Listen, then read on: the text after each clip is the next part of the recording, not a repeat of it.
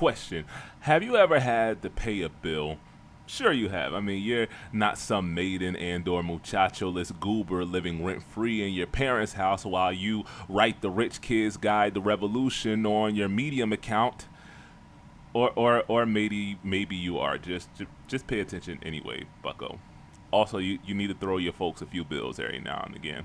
Point I'm getting at is, if you've ever had to pay anything larger than a drive-through receipt, chances are you had to give some stranger your social security number. Just pray it wouldn't fall into the hands of some maiden and/or muchacho-less goober living rent-free. And y'all get where this is going, man. Well, unfortunately, if one of those bill collectors so happened to be AT&T, then there's a chance you were one of the 70 million people who had that and a ton more personal information leaked onto the dark web. And now you're stuck going back and forth with the bank explaining why you would never take out a loan to start a soft ground wrestling promotion in Uganda. Oh, and don't think that just because you don't use AT&T yourself that you're free of this ruckus, bucko, because if you have a friend or a family member who uses that carrier, then whenever they texted you or called you, your info is out there too. So it explains all of those warranty calls that you're getting now.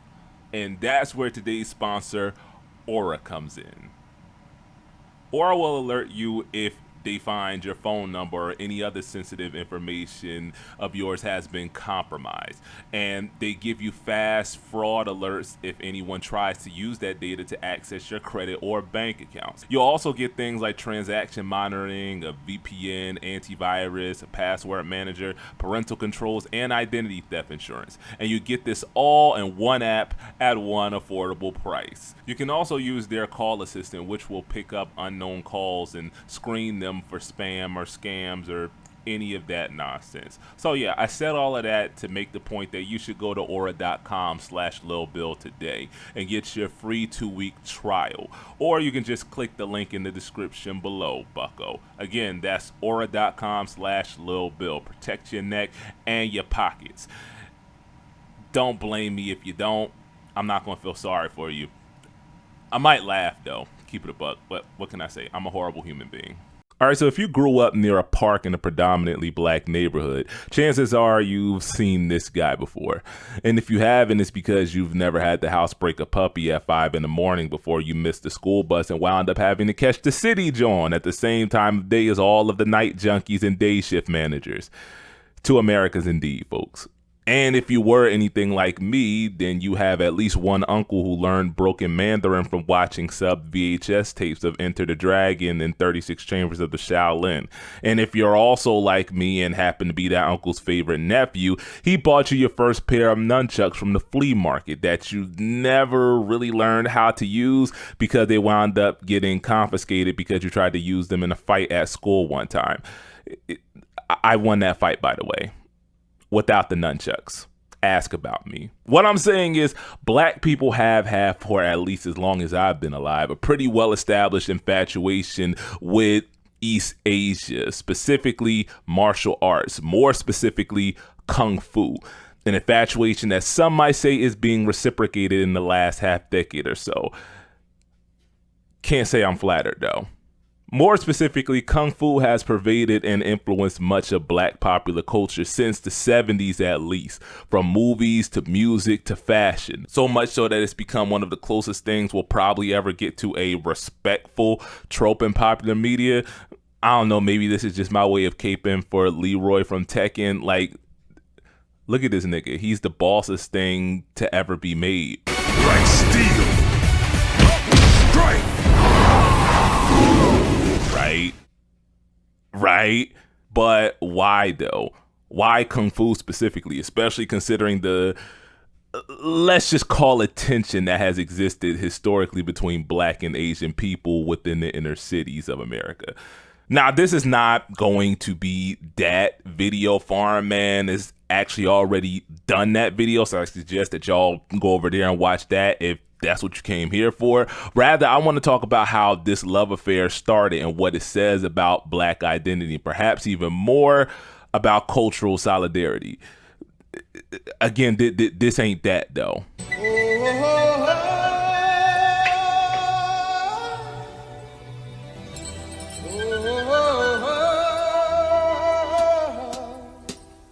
Everybody was tongue. Okay, so first, let's establish that Africans and African-descended people have a very long and diverse history of martial combat practices, just like every other culture that has ever existed. This includes, but is not limited to, arts that y'all probably already know, like capoeira, aka real-life button mashing, and not so well-known arts like dambe, aka the gnarliest SH I've ever seen since probably Muay Thai. Like, seriously, Africa is officially the continent of doing way too much at this point. Australia, y'all had a good run, but look at this. There's also arts like Juego de Mani in Cuba and the 52 blocks or jailhouse rock, all of which were developed by African slaves in the Americas. And I might just do a whole video on the 52 blocks now that I think about it, but my point is, whether as a means of defense, of sport, or fitness, Black people have always had an affinity not just for practicing but developing martial arts styles. Again, just like practically every other culture ever. If you've been watching this channel for any length of time, then I don't need to explain to you how big a deal self-defense was to the Black Panther Party. I mean, that's literally the reason Californians can't open carry to this day. That and the fact that their governor at the time was working with like half his frontal lobe on permanent holiday. But for as much as we make about the guns, the Panthers were just as concerned with defense through physical combat, initiating martial arts programs in cities like Newark and obviously Oakland. Okay, that's all good and dandy, but how did Kung Fu specifically become so common in Black consciousness? Well, poverty. Duh, nigga. No, I'm not joking, like, not at all. Like I said in past videos, the inner cities of 1970s America were basically everything politicians want you to think they are now, but like 5 times worse. It was practically like living in Fury Road, but with a disco aesthetic instead of a metal one, which actually does sound kind of boss, to be honest. Thus, poor people didn't really have much money to spend on the newest summer blockbuster hitting the fancy theaters downtown, but they could rub a few nickels and dime together to scrape up a few dollars for the Grindhouse theater up the block. Now, for those of y'all like myself who thought that Grindhouse was just jive talk for a dollar movie theater or just the name of a pretty underappreciated Tarantino Rodriguez collaboration, grindhouses were theaters often located in inner city areas that screened mostly low budget and what many might consider risque content, like B-movie splatter flicks and exploitation films of both the ethnic and sexual varieties, sometimes both at the same time. Killing 2 birds with 1 stone, I guess. Well, in the 1970s, with Bruce Lee's rise to fame and the subsequent resurgence of the Kung Fu genre in Asia, there was potential for the genre's popularity to reach American shores. The only problem being, Americans don't like to read. Might be something to do with our education system. No, jokes aside, as much as sub-only anime purists have done practically everything in their power to scare every maiden and regular bather they meet away from that genre, foreign films, even today, don't usually do great in American box offices because subtitles, man. So to make the films more attractive to American movie houses, the prices of those films were sold to theaters at a drastically reduced price compared to English-speaking films of the time. Enter the Grindhouse. Pun definitely intended. I'm a dad, man. What do you expect? Kung Fu films were a cheap way for these theaters to generate revenue, and many urban youths flocked to the theaters to see the likes of Master Killer and, of course, the aforementioned Bruce Lee on the silver screen. No 70s era blaxploitation film was complete without a fight scene of its own, and the influence of wuxia films can be seen in movies like Superfly and Dolomite, among others. Eventually, the two genres merged and produced films like Black Belt Jones and Black Samurai, both starring blaxploitation all-star Jim Kelly. Speaking of, Kelly wasn't just an actor, but a legit bad mofo who had already won pretty much all the karate championships by the time he was brought on to train Calvin Lockhart for his role in the 1972 film Melinda. Also, the dude was a pro tennis player. So yeah, this is literally the guy that 4chan chuds wish they could be and sleep with, probably. It's okay, bucko. Times are different now. Kelly wound up being cast in that same film as basically himself, a martial arts trainer. This role is what opened the door for his breakthrough one in Enter the Dragon alongside Bruce Lee. And the rest is history, basically. Just like Drake's nigga pass. We don't wanna hear you say. Kelly's prominence in not just black but mainstream media influenced later legit bad mofos like Michael Jai White and Blade of Wesley's Theory fame. But while Kelsey got Eagles on the brain, man. But while Kelly got most of the flowers stateside, there was another black ass kicker who was just as popular out east, if not more so even. Ron Van Cleef, aka the Black Dragon, is a legit fofo merchant, being an expert in both Goju Ryu style of karate as well as Brazilian jiu-jitsu. But more impressive to me than his acting career, Van Cleef became the oldest participant in the Ultimate Fighter Championship in 1994 at the age of 51 in a losing effort, but to Royce freaking Gracie. He ultimately wound up retiring a 5-time karate / kung fu world champion and a 15-time American champion after winning the All-American Karate Championship at 60 years old, and still competes in BJJ tournaments to this day. Again, F around, find out, nigga. Van Cleef's IRL badassery led to he being cast in films such as The Black Dragon, Black Dragon's Revenge, and Way of the Black Dragon. Mighty Man or Captain All Might. Ooh, I like Super All Might. Super! So yeah, basically a Marvel franchise.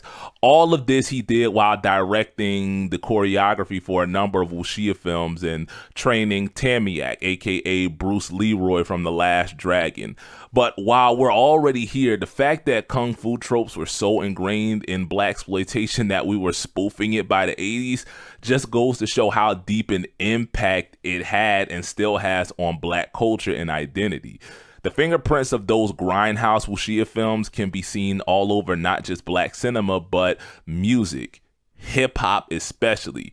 If you got your overthinking goggles on, which are basically affixed to my brain at this point, then you'll have already gathered that kung fu movies started to gain popular in the inner cities right around the same time that hip-hop was born in the same hospital, pretty much. So it was basically inevitable that the same dudes sampling and scratching Chuck Brown records on Friday nights spent their afternoons in a matinee viewing The Game of Death. The same kids pop locking and top rocking were sneaking into the grindhouse on a school day to see 36 Chambers for like the 5th time. In fact, many breakdance pioneers credit the choreography and acrobatics of wuxia films as a primary influence on their style of dance. Even the very concept of dance battles is inspired by the fight scenes from kung fu movies.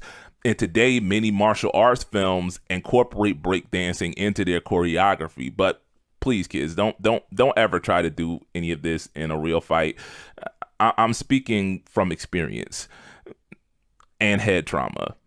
And that's where I want to pause for a minute, because I bet some of y'all are in the comments now saying, but isn't that appropriation? The short answer is no.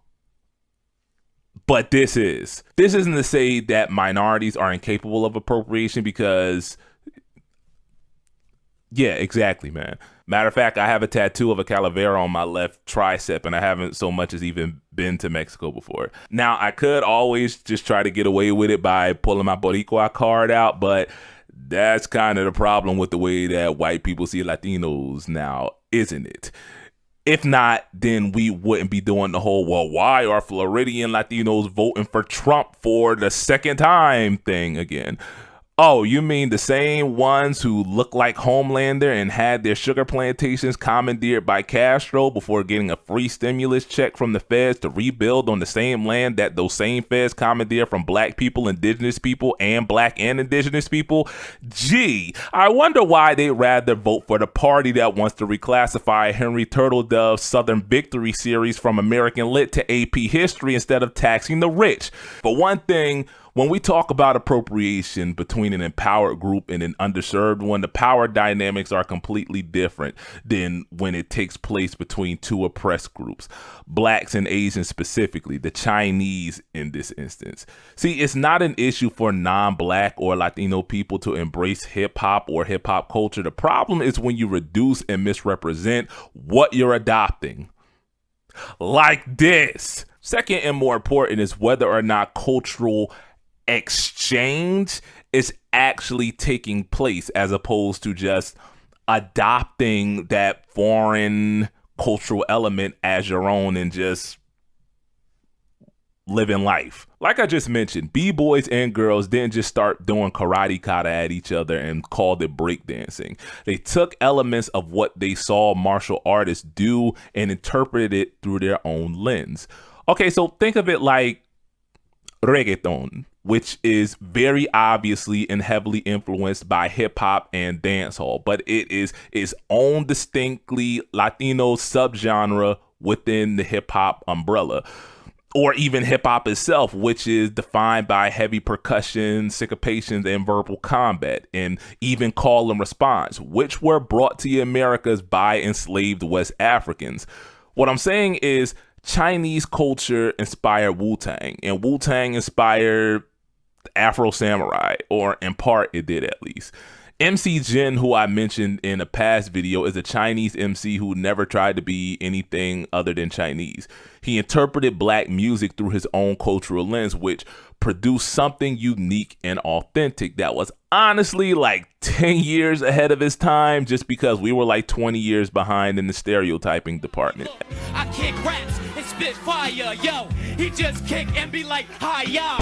Dog, I know why your eyes is chinky, cause you keep staring at my pinky. Yo, let's go, holla back. All right. Good run. Yo, That was a good run. Stand right there.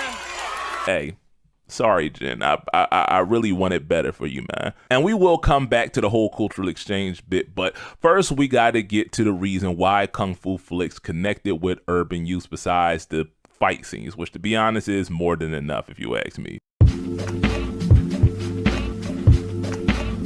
Remember, one of the main reasons for blaxploitation's popularity was the rarity of seeing minority actors cast in lead roles, let alone as the masculine ideal.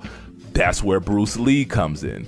I'm not going to do the whole wiki blurb section for Bruce because if you have stuck around this long, you probably already know enough of it. Or if you don't, there's already a bunch of videos and articles and movies about him. But it suffices to say that when Enter the Dragon hit American shores in 1973, most Americans weren't used to seeing an Asian character that wasn't a dragon lady or a bad pun. Yeah, John Lewis already did a whole video on white humor. Y'all should probably go check that out after this if you want to understand why that has ever even been a thing, man. Bruce oozed that rugged machismo that defined leading men in the time period. He was in a lot of ways to Kung Fu what Clint Eastwood was to the Western, not just in popularity, but in his character. Remember, the Westerns of the 60s and 70s were one part revival and one part revision of that genre. Instead of being basically a white man's bird and power shooting gallery, films like those of the Dollars trilogy dealt with complex depictions of morality and served as social commentary for the events of that day. During the same period in which black Americans were fighting to drink from the fountain that wasn't connected to the public toilet, the Chinese were also trudging through their own decolonization. Although the mainland had been free of imperialist Japanese rule since the end of World War II, Hong Kong was still a British colony and remained so until 1997.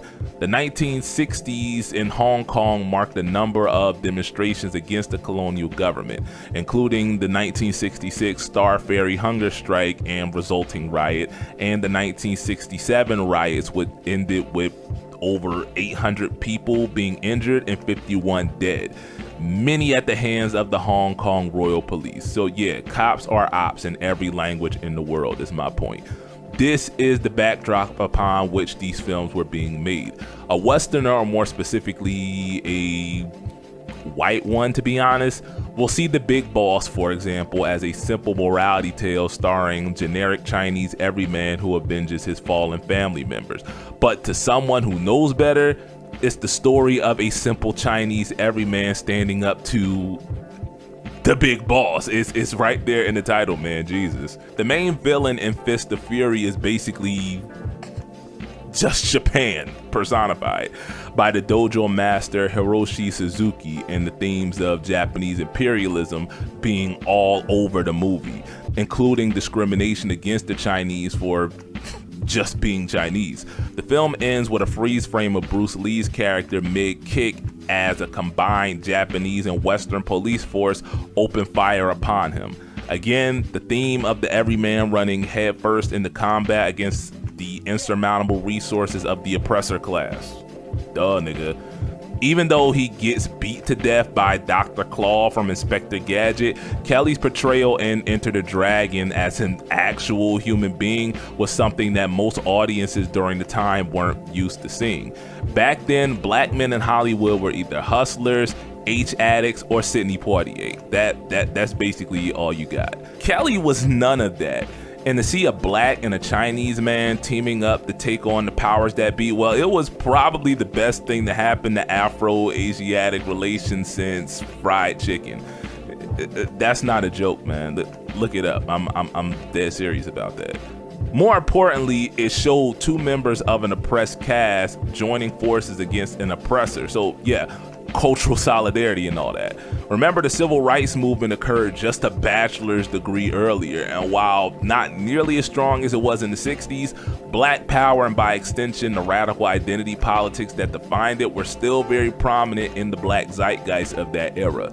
So when black and Asian Americans saw Lee and Williams teaming up against Han, they weren't just watching Rush Hour and Beta Phase. They were basically watching the Rainbow Coalition with flips and karate kicks. And I mean, if you don't get that from watching these films, then that's okay, especially if you're not a member of an oppressed caste. I said a few videos ago how I completely missed the messaging of Moonlight because I was still very much in the don't ask me to hold your purse phase of unlearning my own toxic masculinity.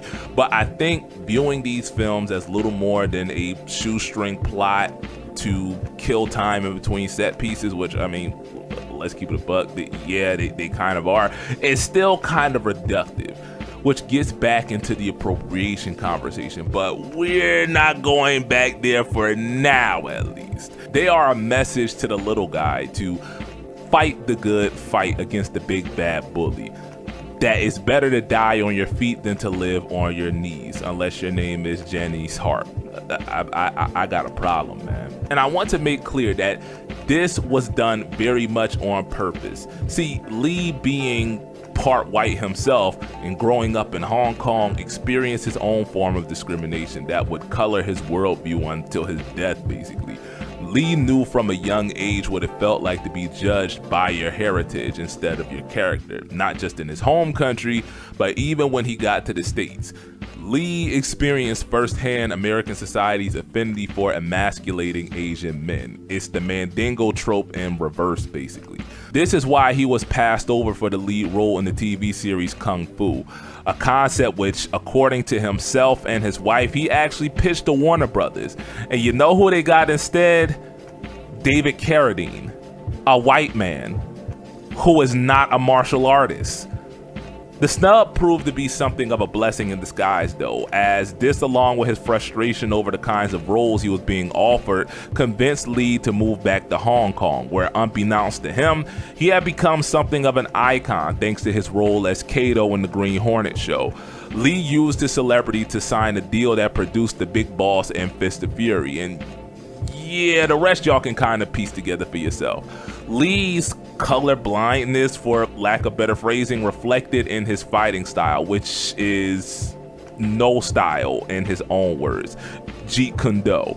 He combined elements of Wing Chun, which he learned under the tutelage of the legendary Ip Man, with boxing, Muay Thai, karate, even fencing apparently. I don't know how he did that, but I guess he could stab a nigga with his knuckle if need be. This is Bruce Lee we're talking about. Lee's understanding and portrayal of race relations in his movies, Enter the Dragon in particular, was informed not just from his own experience, but by those of his black students and colleagues, including Lou Alcindor himself, aka the real-life Sasquatch. Neil Gaiman? What are you doing in my falafel? Now, if you know anything about Kareem, then you know he was in his time what Jay and Bay want you to think that they are. And yes, neither of them will cease catching strays until they drop the whole give us free act finally. But Bruce didn't just rely on his big and tall section bestie to nurse him with knowledge from the Black Power nipple. Bruce took it upon himself to self-educate on the experience of black people in the West, according to Bao Nguyen, the director of the 2020 documentary Be Water. This is at least part of the reason why the black characters in Lee's films are portrayed in a demonstrably more tasteful way than even the black films of the same period depicted their black actors. All that said, Kung Fu movies resonated with young men in the urban centers, not just for their physical masculinity. Remember, one of the oft understated goals of Black Power was to redefine what black man and womanhood was outside of a white supremacist framework. And while some, including groups like the US movement, looked to Africa, others looked further east. In addition to themes of resistance and decolonization, Kung Fu movies had themes of honor, loyalty, self-improvement, and discipline that were not only easily digested, but was very much in line with the overall philosophy of Black Power. In fact, have you noticed how the themes and philosophy of Kung Fu films are almost identical to what is arguably their biggest facilitator in Black America from like the end of the crack era on? Okay, so y'all knew there was no way I could do this video without talking about Wu-Tang, right? Smoke on the mic like smoke is Joe Frazier, the Hellraiser, raising hell with the flavor. Terrorizing dead like troops of Pakistan, swinging through your town like your neighborhood Spider-Man. When you think about the blending of hip-hop and high jump kicks, Wu-Tang should be and probably is the first thing that comes to mind. Like, they did a whole bit about this on Chappelle's show, I think, at one point. This all took place in the slums of Shaolin. It was the RZA, the Jizzle, Old Dirty Bastard, Raekwon the Chef, You God, Inspector Deck, and of course, the Method Man. RZA, the de facto leader of Wu-Tang, recounts how he and Jizza would skip school and pay the local glue sniffer to buy them tickets to whatever Kung Fu flick was showing and proceeded to spend the entire afternoon there. The 1983 film Shaolin and Wu-Tang was the inspiration behind the group's name, and its English dub was sampled throughout the group's debut LP, Enter the Wu-Tang 36 Chambers, which in addition to being credited as not only reviving East Coast hip-hop, but being the template of it for like the next decade plus. It's named after both Enter the Dragon and 36 Chambers of the Shaolin. In addition to comic books and the 5%er Nation that I've referenced so many times on this channel, I might have to do a whole video about 90s and the early aughts Hoteptry, because I'm really uncomfortable with how many more white millennials than black Zoomers know what daily mass mean, and I blame y'all's parent. The philosophy they picked up from those Kung Fu flicks are cited as primary inspirations behind the Wu-Tang ethos, and by extension, East Coast hip-hop until the Five Boroughs really didn't matter outside of the Five Boroughs. I'm sorry, New York. The fact that 6ix9ine and Ice Spice are probably y'all's most recognizable exports since Bodak Yellow dropped, which itself was an anomaly if we're going to be real, is all the argument I need. I'm sorry. That was y'all's fault for letting them get on in the first place. So, hey, West Coast got it. Specifically, RZA, Raekwon, Meth, among the other 2K Plus Wu-Tang members and affiliates have spoken at length about the impact that the codes of honor, loyalty, and brotherhood displayed in kung fu movies had on their philosophies on hip-hop. Matter of fact, considering the impact that 36 Chambers had on hip-hop culture, it's kind of hard to argue that that influence just stopped with Wu-Tang. Like, I know that this explanation is flimsier than the one SCOTUS gave for basically making the presidency a dictatorship now, since rap collectives go back to basically the genre's birth, but pretty much every rapper worth knowing in the 90s was a part of some kind of collective. Matter of fact, a lot didn't get on until they joined one. The Locks, The Firm, The Fugees, Junior Mafia, State Property, G-Unit, Dipset. Hell, if you want to count the South as the East Coast, which you really shouldn't, you could add the Hot Boys and the Dungeon Family in there, among others as well. This isn't to say that rap collectives don't still exist in some form today. I mean, Dreamville and at least the corpse of Odd Future and the dormant pathogen that is Black Hippie are still around, at least technically they are, but the idea of what being in a rap group meant became kind of diluted from the blog era on. Back in ye olden days, when paying for porn was not only socially acceptable but a rite of passage, if you were in a rap group and one of your members had beef, then you all did. Matter of fact, the story of Adidon, which I have said several times is the greatest diss track ever, was just the last chapter worth reading in the wider Neptune's Cash Money beef. Matter of fact, Ether and Takeover, which a lot of people have as number 1 and 2 in any order on their personal Mount Dismore, were because of Memphis Bleak. If you're younger than 30, don't worry about who that is. And if you are, you know why not to.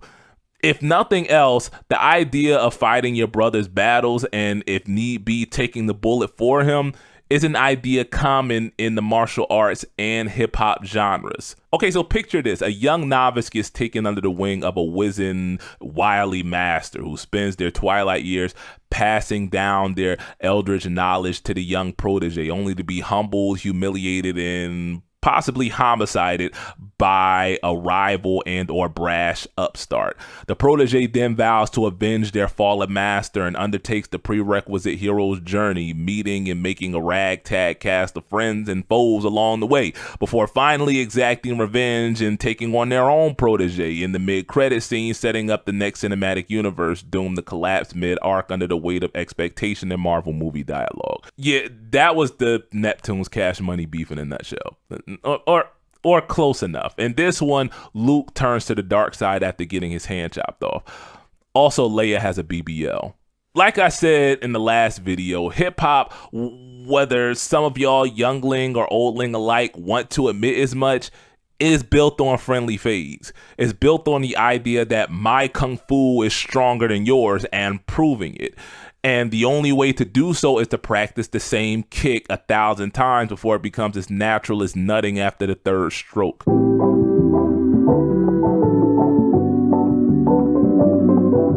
What I'm saying is the parallels between hip-hop and kung fu films was just too obvious to not at least acknowledge, if not celebrate, the same way that Wu-Tang, Kendrick, and the countless kung fu flick samples have over the years. Which brings me back to Jin and the cultural exchange piece. See, I keep my word, folks. See, believe it or not, I don't have a problem with the Far East infatuation with black culture. I just have a problem with K-pop and J-funk. The former because it's no different than the way America whitewashes and dilutes black music for mass consumption. And the latter because it's literally just gang-ish. Like, call me old school, but I cringe to this day when I see golf girlies and snapback bros with teardrop tats. Like, do y'all remember a few months ago when the IG filter films on Twitter found a way to turn that whole here's the face and here's the flag trend into set tripping somehow? Like, do y'all even know how girls get jumped into gangs to begin with? Choo choo, nigga. Anyway, the reason I brought up Jin before going on that tangent / tirade is because Jin didn't try to rap like the blacks did. He rapped about what he knew, and what he knew was being Chinese. And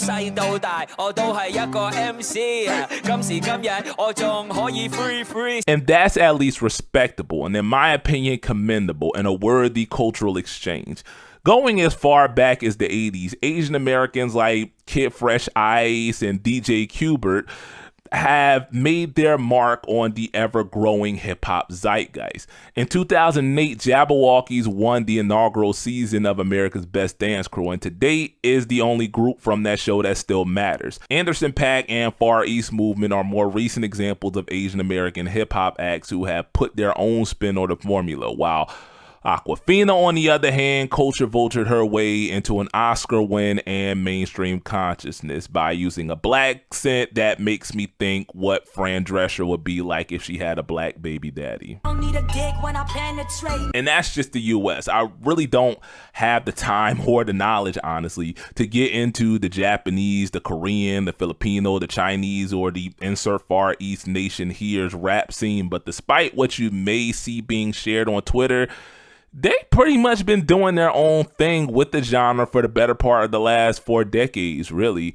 And yeah, that uniqueness has given way to copycatitude in the last like 5 or so years, but I spent like 20 minutes of that Hip Hop Is Dead video saying that that's exactly what the Black Boys stateside have been doing as well. We just don't think that hard about it because they are stateside and because they are black. I fuck so much pussy, I might switch the bussy.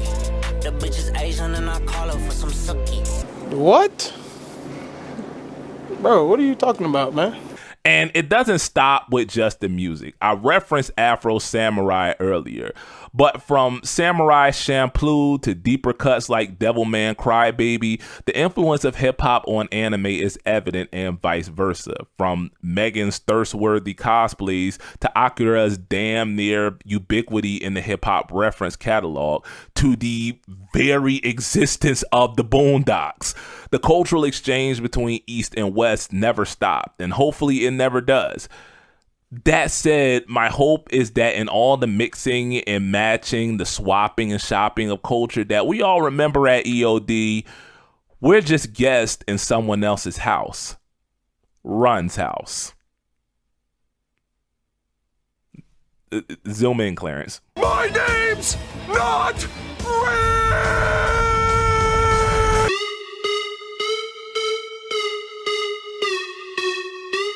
I'll be the first to say that I did have my own Donald Glover phase early enough in life and for a short enough period of time that head assery could just be written off in the kids are dumb file of my life. I'm sorry for who follow me. Chillin' with a Filipina at your local Jollibee. Yeah, I'm in her ass like side of me. So if you see my hand under the table, don't bother me. But the fetish and emasculization of Asianness and black and specifically hip hop culture is as common as Scott McKnight. Yeah, I know that was a bad bar, but even the great shoot air balls from time to time. Just ask Cole, or better yet, go try finding 7-Minute Drill on Spotify. Burn.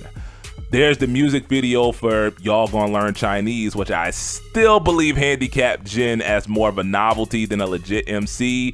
Y'all gonna learn Chinese. The it's all Greek to me anyway type exoticism that Nicki has shown toward East Asia over the years. And no, I'm not talking about Harajuku Barbie. Matter of fact, that persona might actually be her most informed depiction of Asianness that I know of, at least. Go watch the Chun-Li or the Your Love videos for reference if it's not already playing and UMG hasn't blocked it. I don't know, man. I don't edit these joints anymore. Y'all gotta take it up with Babila if that does happen. Hey, does anybody remember that Eric Sermon song with the Arabic vocal sample? Yeah, that was actually Hindi, and it translates to, let me just check my notes real quick here. If someone wants to commit suicide, what can you do? Not gonna lie, knowing that now just makes this hook infinitely funnier than anybody meant it to be. Whatever she said, then I'm mad. If this here rocks to y'all, then we laugh. Hey, remember that happy ending song that Hobson made a few years ago?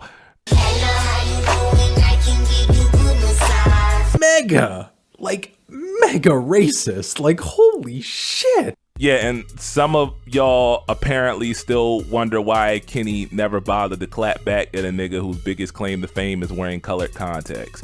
Remember how I said we're all guilty of appropriation to some degree?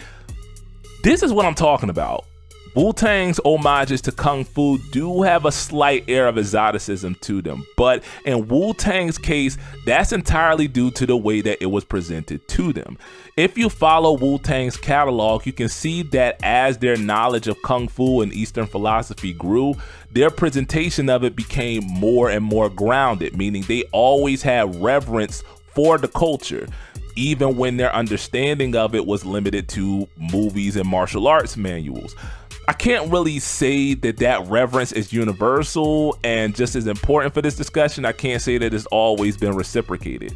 Like I referenced earlier, especially in light of street hop's recent revival, much of modern Asian hip-hop culture is just they cosplaying an amalgamation of Black Americanisms they picked up from the internet.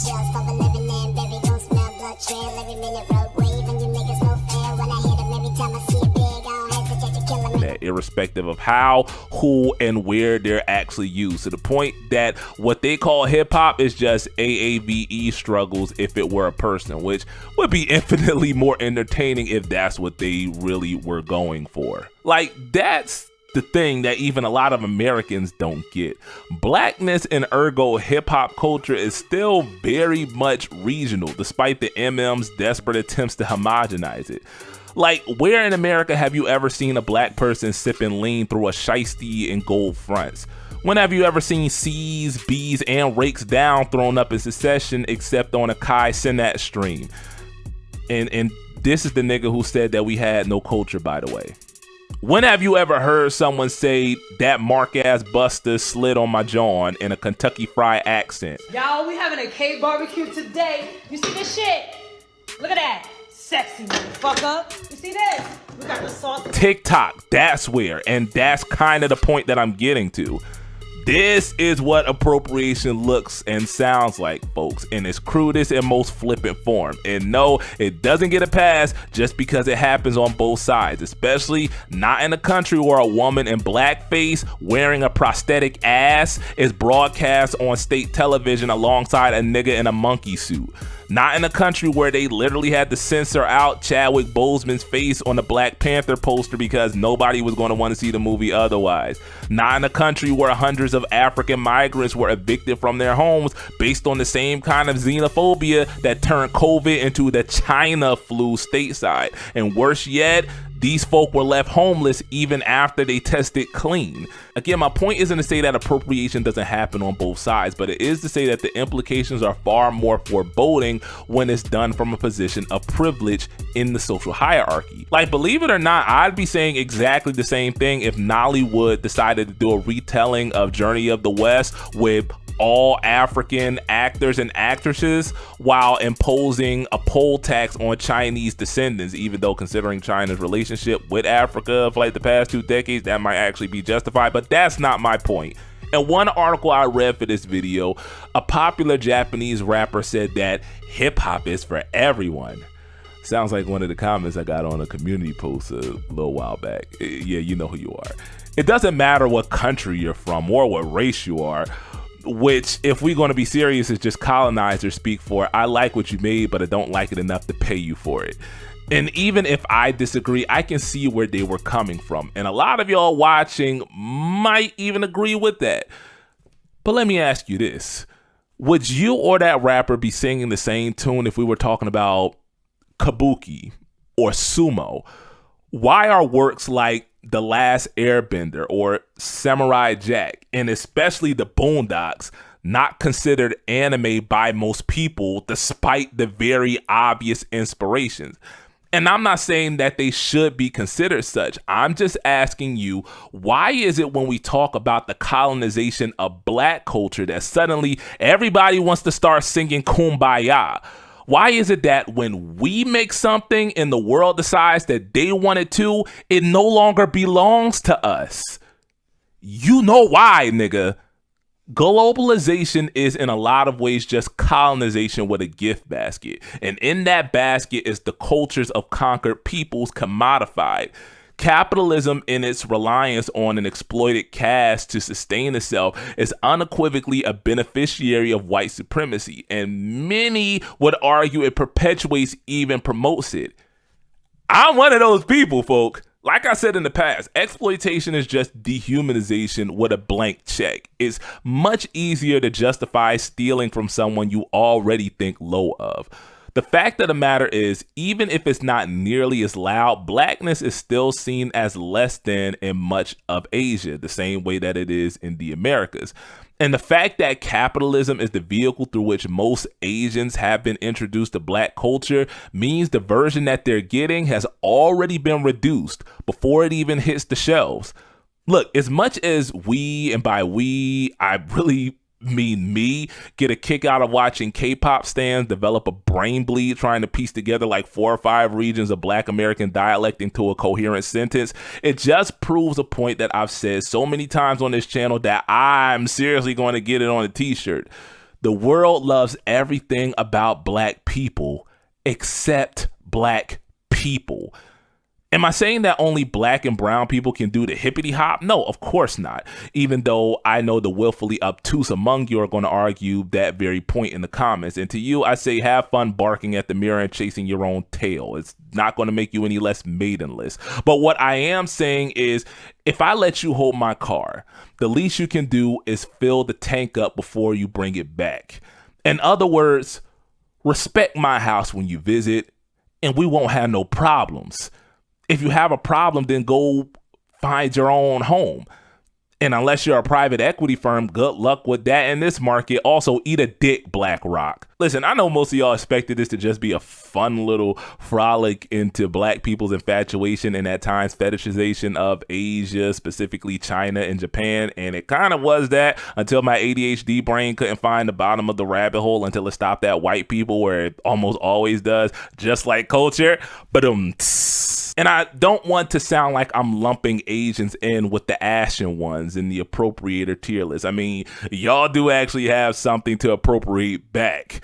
But it is to say that hip hop, and for that matter, the people who created it, deserve the same respect that Kung Fu was given, or at least was given by those of us with sense. Furthermore, and honestly, more importantly, the mashup of East and West that is the hip-hop Kung Fu connection, to me, is evidence of the kind of solidarity that half-wits on both sides think us incapable of, and the colonizers fear us ever achieving.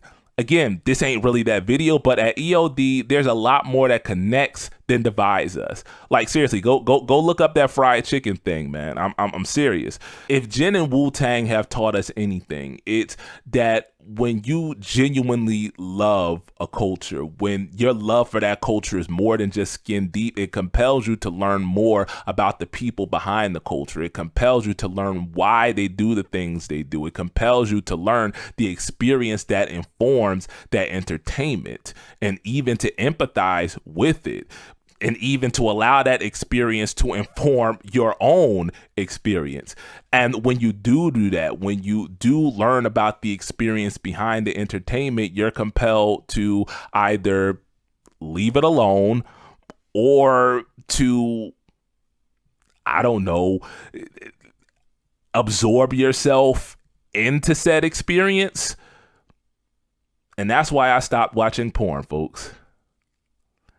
Yeah, I know the humorless among you are going to take issue with that, but you find another channel.